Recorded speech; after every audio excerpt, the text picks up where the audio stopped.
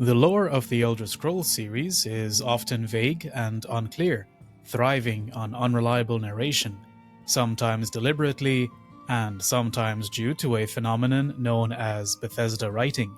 But in either case, this gives rise to a multitude of theories and speculations.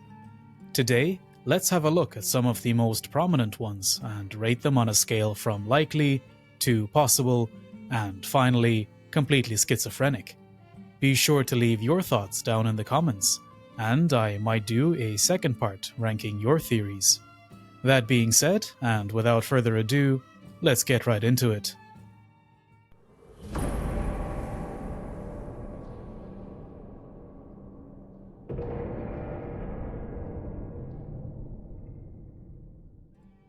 For the purpose of this theory, it is important that we first understand the meaning of the term prisoner within the context of the Elder Scrolls.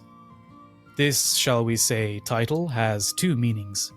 First is the simple physical, with the player character often beginning the game from some kind of state of captivity, allowing for a blank slate for the purpose of role-playing the game. The second, and much more abstract meaning, is philosophical and metaphysical.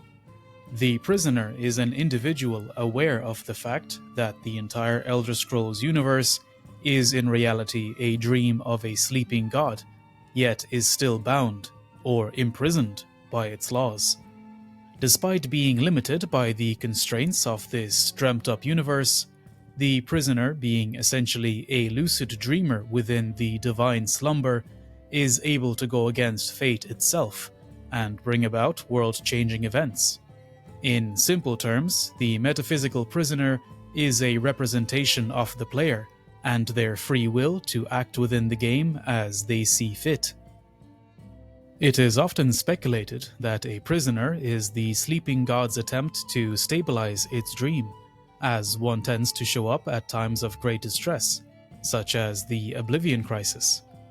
The latest known prisoner, the last Dragonborn, was active during the Dragon Crisis, which saw the return of Alduin, the World Eater, who, as the name implies, sought to destroy the world. Alduin was defeated, using the knowledge acquired during the Black Dragon's last attempt to destroy Mundus, when he was actually much closer to success, ruling over all of Skyrim and being worshipped as a god. Alduin was only foiled by the sacrifice of ancient Nord heroes, who didn't even technically defeat him, instead, as a last resort, sending the dragon forward in time to save their current world. So it is curious then that there was no prisoner at the time to stop this apocalyptic threat. Or was there? Miraak, the main antagonist of the Dragonborn DLC for Skyrim, was the very first Dragonborn, a unique individual destined for great things. In his early days, he served as the leader of the Dragon Cult, being first among the powerful dragon priests. Miraak realized, however, that he could shape his own destiny. He rebelled against the dragons, turning to Daedra for knowledge, operating within Apocrypha, a realm removed from the physical world, as he was possibly aware that there was more beyond Mundus, just like a prisoner would. He acquired incredible power beyond mortal comprehension, able to change the world around him and defy fate, and possibly Alduin's prophecy itself. However, this would not come to be, and Miraak would never fulfill his destiny. He really was a metaphysically aware, powerful individual at a time of impending apocalypse that he was more than anyone perfectly positioned to stop. But he didn't. Listen to this. So you have slain Alduin. Well done. I could have slain him myself back when I walked the earth. But I chose a different path. You sure about that? You sure about that? That's why? Yeah, sure you could solo Alduin, buddy. That's why you had to run to your tentacle sugar daddy for help. Basically, Miraak never played his main quest. Instead, power gaming and trying to hit max level via Daedric exploits. Despite his possible lucidity within the dream, he did not take the right steps to transcend it and achieve true freedom.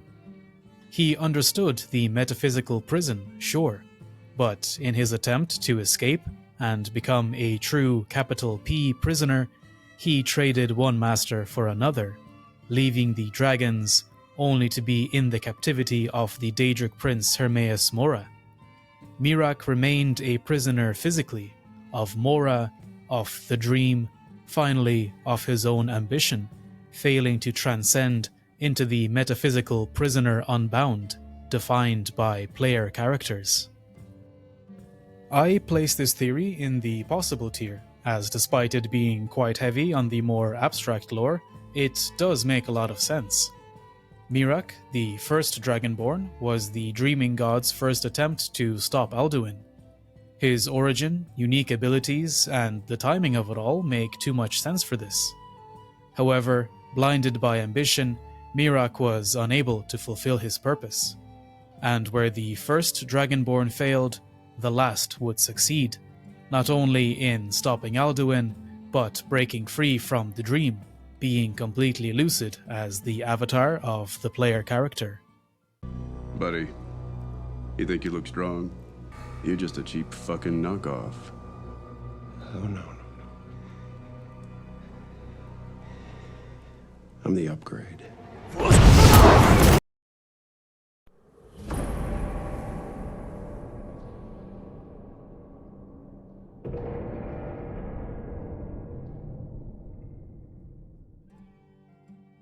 Now let's do a silly one to cleanse the palate from the more abstract stuff. This theory implies that Fallout and the Elder Scrolls share the same universe, perhaps even taking place on the same planet, many years apart. This comes mostly from the fact that Bethesda owns both IPs and that one Nirnroot Easter egg appearing on the Brotherhood of Steel aircraft in Fallout 4. Straight to the schizo tier, this theory, while fun, is easily proven to be untrue. Fallout follows a timeline similar to our reality, which I discussed in my previous video if you're interested, while the world of the Elder Scrolls was canonically created by divine powers, and is in fact a dream of a sleeping god as we saw in the first theory. A few minor Easter eggs aside, these are completely different universes. While the laws of physics are different to real life, there is no fantasy-like magic in Fallout, and while there are some eldritch beings present, there are no Aedra or Daedra, which are very much active throughout the Elder Scrolls. The only possible way for this theory to be true is that Fallout is set in a distant Kalpa, which is a cosmic cycle where the world is completely reshaped and begins anew within the Elder Scrolls universe. But that is a bit of a stretch, and not enough to put this anywhere other than the schizo tier.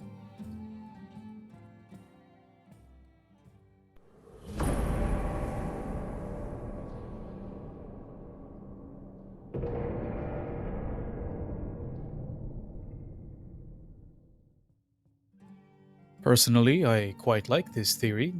Okay, just hear me out on this one. For context, this theory addresses the infamous Paarthurnax dilemma in Skyrim.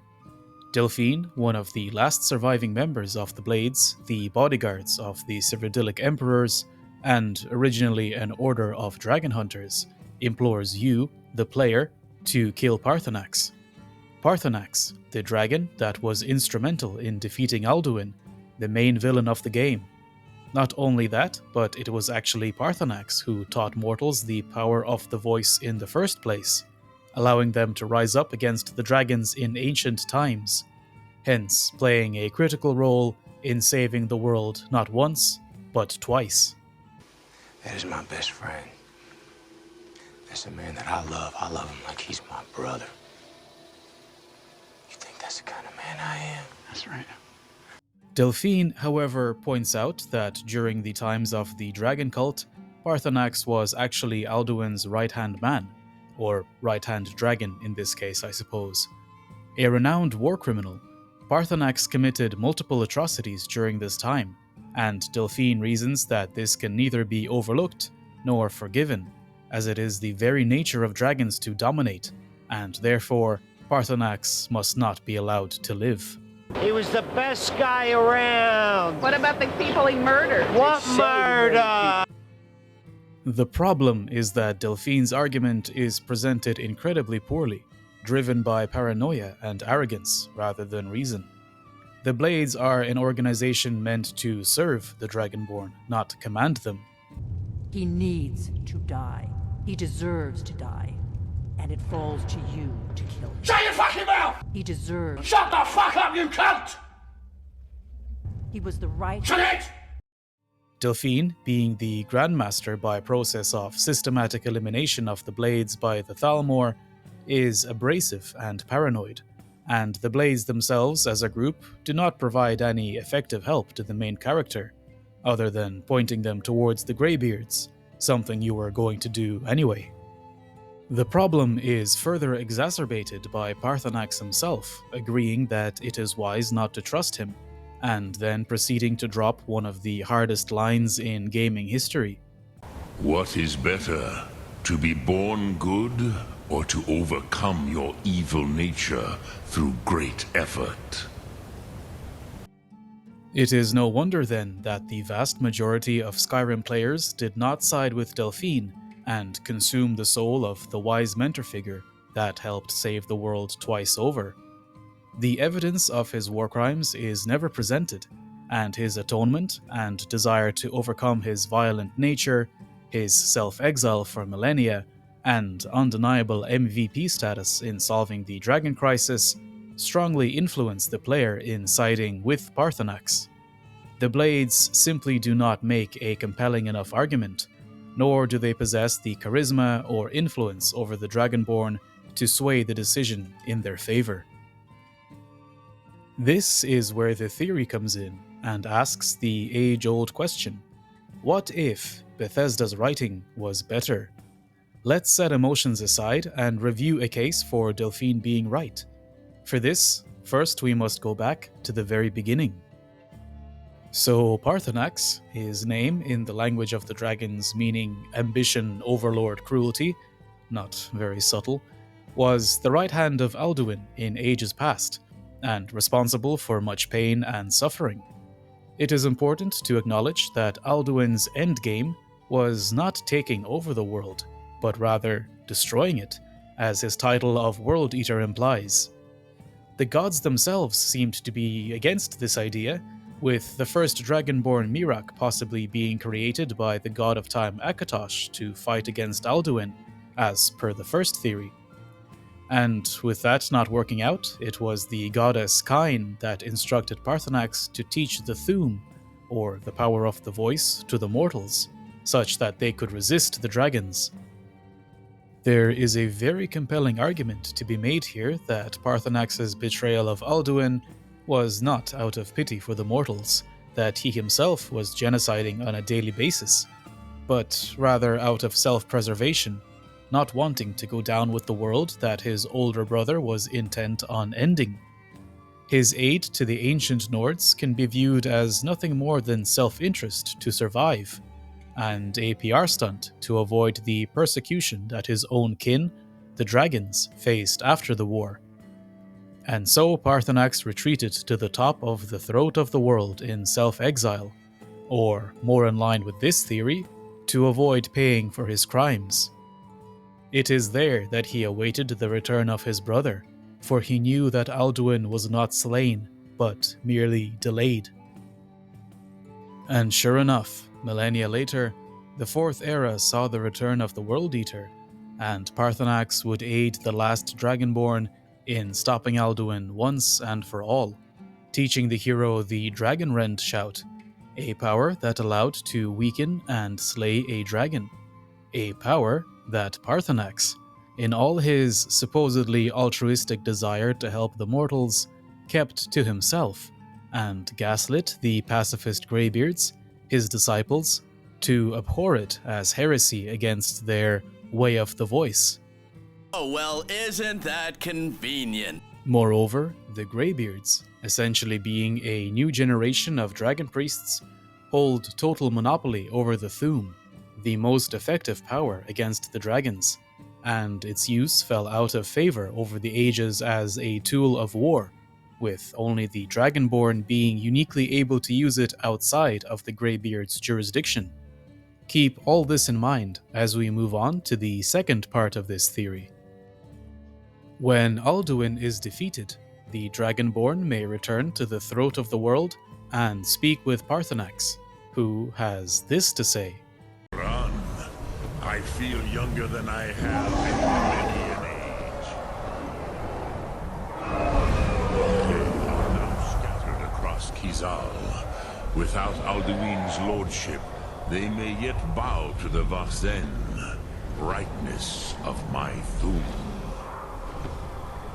But willing or no, they will hear it. Stop. What do you mean by that? But I doubt many will wish to exchange Alduin's lordship for the tyranny of Paarthurnax's way of the voice. With Alduin's skeletal remains still warm in Sovngarde, Paarthurnax's immediate reaction is to openly declare his ambition to rule over the remaining dragons, having them literally bow to his power. This is where we have to ask ourselves, is Paarthurnax's main redeeming quality, his wish to overcome the desire to dominate, nothing but a lie? Did Paarthurnax just pull off the biggest power play in Tamrielic history, eliminating the one dragon that was more powerful than he was, playing the long game and waiting for the world to forget the power of the Thu'um, millennia meaning nothing to a timeless and ageless dragon? Paarthurnax, or ambition overlord cruelty, never overcame his nature, but instead followed it from the very beginning. Delphine might be driven by the wrong reasons, but the argument, so poorly presented in game, upon further inspection, just makes way too much sense to me, and this theory is going into the likely tier.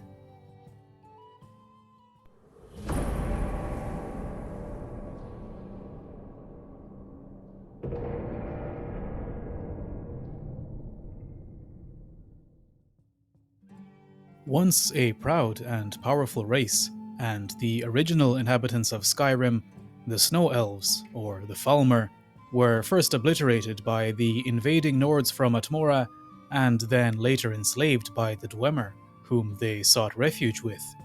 Reduced to blind and pale shadows, the Snow Elves lost their grandeur, and were forced to inhabit the various underground caves and ruins scattered across the north of Tamriel. However, as of current day, with the Nords and Skyrim being reduced to a squabbling backwater province, torn apart by civil war, and the Dwemer disappearing entirely, the mutated Falmer have no one to challenge them over their rule of the subterrane, and keep their growing menace in check. While there is no clear implication that a full-scale invasion of the surface world is imminent, there are certainly worrying trends to be seen with regards to Falmer activities. Knight Paladin Gelibor, one of the last original surviving Snow Elves, remarks that the Falmer intelligence is increasing over the years. But over the centuries, I've noticed a rise in their intellect. If a line of communication could be established with them, maybe they can find peace. It's the only way they'll discover that they weren't always malignant. They were once a proud and prosperous race. He is a bit light on the details, but we can see this for ourselves. The Falmer live in organized societies, and even the enemy names, such as Skulker, Nightprowler, or Warmonger, imply a hierarchy, social statuses, and tactical roles. Falmer use complex magics, and not just destruction spells. They deploy healing magics from the School of Restoration, summoning spells from the Conjuration discipline, and so on. Domestication and animal husbandry are present, as the Falmer herd the insectoid Chaurus creatures, using their chitin to forge weapons and armor, and even deploy them in combat in defense of their settlements. Their settlements too show intelligent design.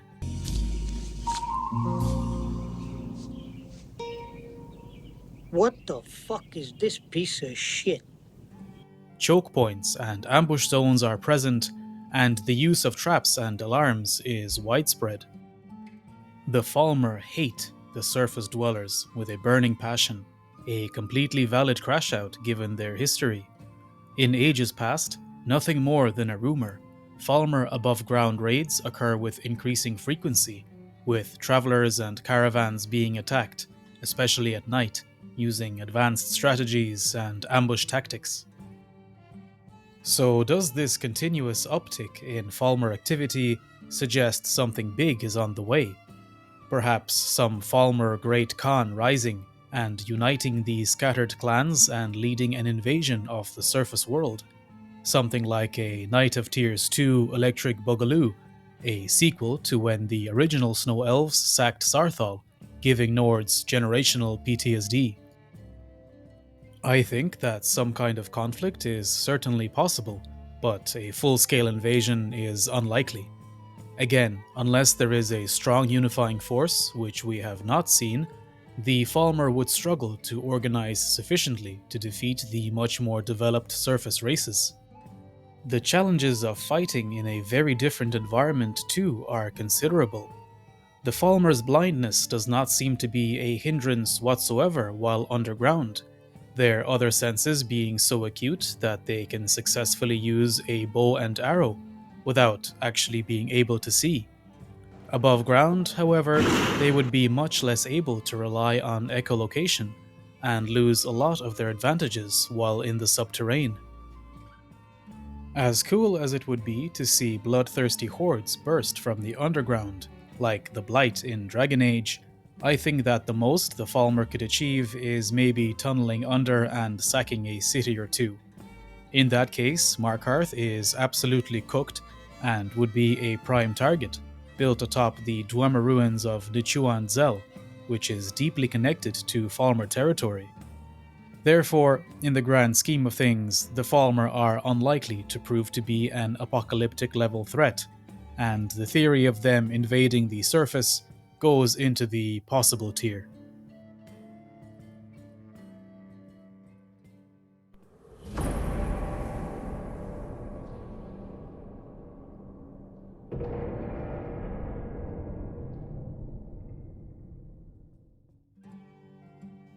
This theory has been circling around for quite some time, and is one of the many that address the mysterious disappearance of the Dwemer.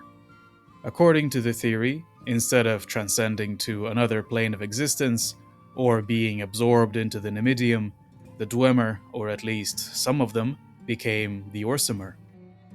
The Dwemer famously disappeared during the Battle of the Red Mountain, the same event that saw the transformation of another race, the Chimer, into the Dark Elves that inhabit Morrowind today. Could it be that the Chimer were not the only ones transformed on that momentous day? Man, what the fuck is you talking about? What the fuck was that? I'm saying, I wasn't thinking about it.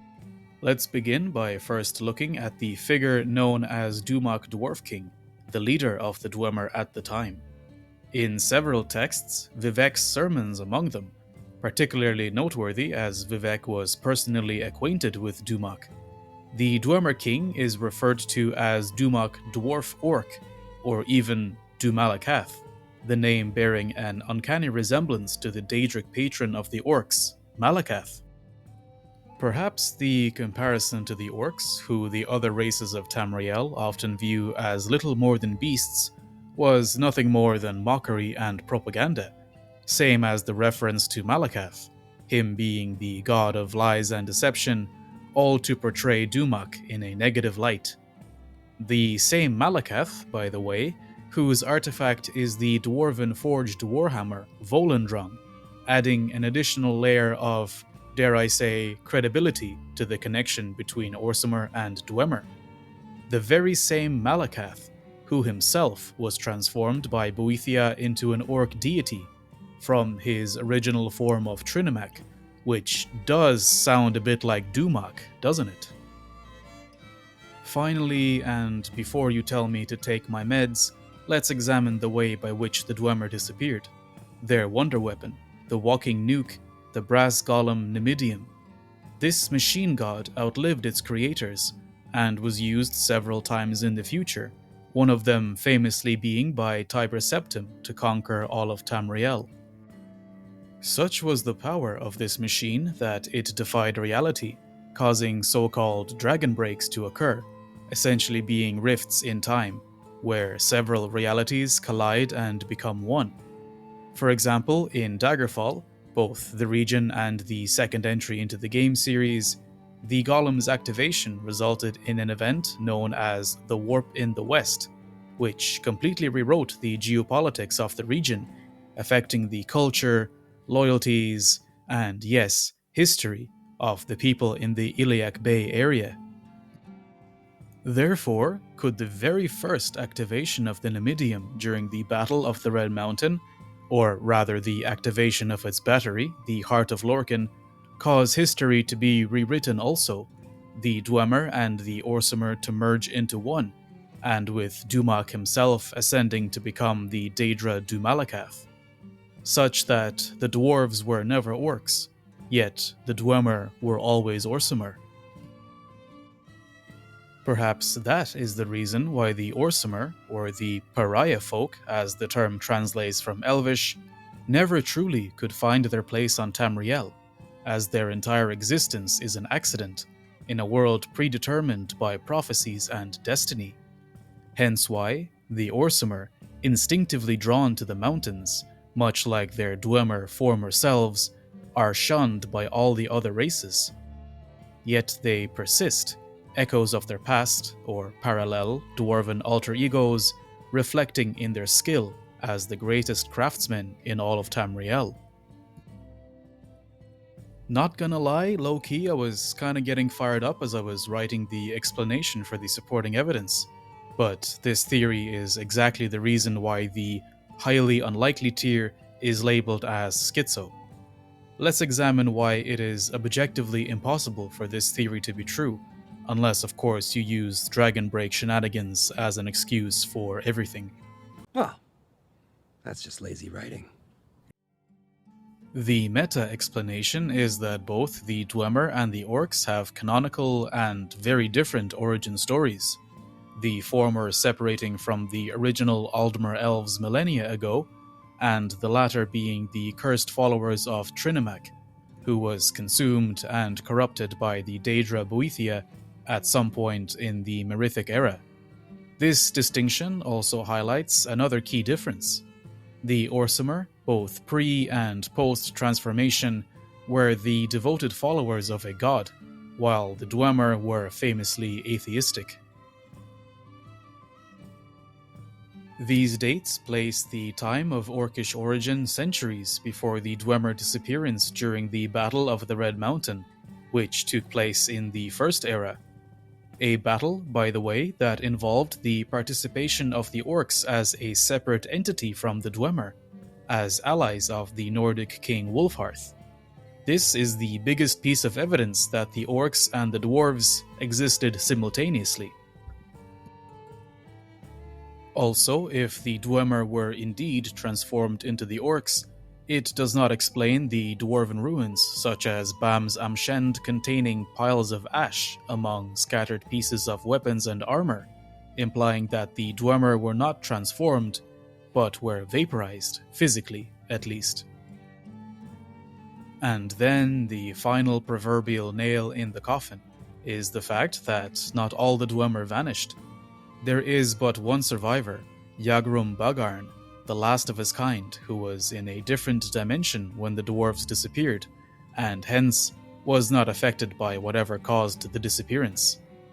Bagarn has been looking for his people ever since their vanishing, and at no point does he indicate anything referring to the Orcs being related to the Dwemer, nor does he himself show any signs of Orsimer physiology. Unfortunately, this tier list is based on the plausibility of a theory, not how interesting it may be. Hence, the hypothesis that the Dwemer did not fully disappear, but were rewritten, so to speak, into the Orcs, is going to the very top of the schizo tier. There you have it, my friends. 5 of the many, many theories floating around the Elder Scrolls series. Leave your suggestions down below for a part 2, and maybe even like and subscribe if you enjoyed the video. Huge shout out to my man Giant Gimli for being my first member on this channel. You have no idea how much your support means to me. I thought I'd die fighting side by side with an elf. What about side by side with a friend?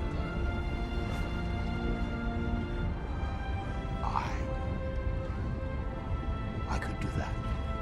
More Elder Scrolls and Fallout content is on the way, and as always, until we meet again.